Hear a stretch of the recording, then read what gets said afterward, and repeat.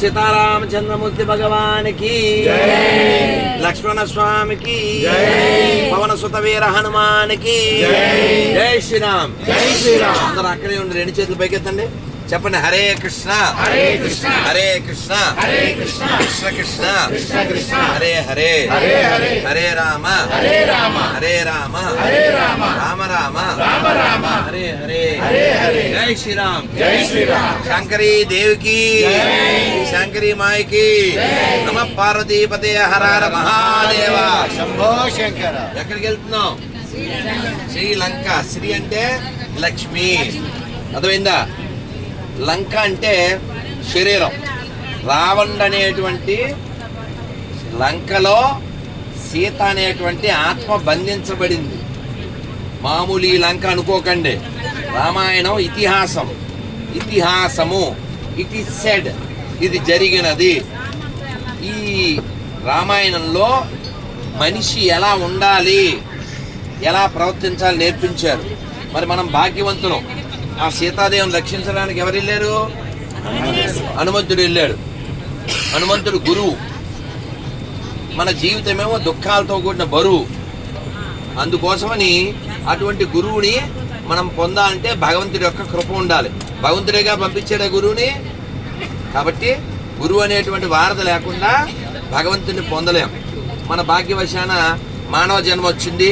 అది భారతదేశంలో ఋషులు పుట్టిన నేలలో, ఆచార్యులు పుట్టిన నేలలో, శంకర, రామానుజ, మధ్వ, అన్నమాచార్య ఇటువంటి ఆచార్యులు పుట్టిన, అందులోనూ దక్షిణ భారతంలో పుట్టి మనం భాగ్యవంతులం.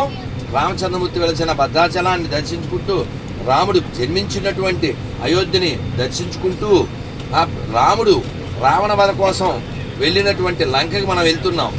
అక్కడే ఆదిత్య హృదయం చదివి అగస్త్య మహర్షి యొక్క కృపచేత రావణ వధ చేశారు. రావణ్ణి వధించడం అంటే మనలో ఉన్నటువంటి దుష్టత్వాన్ని వధించడం.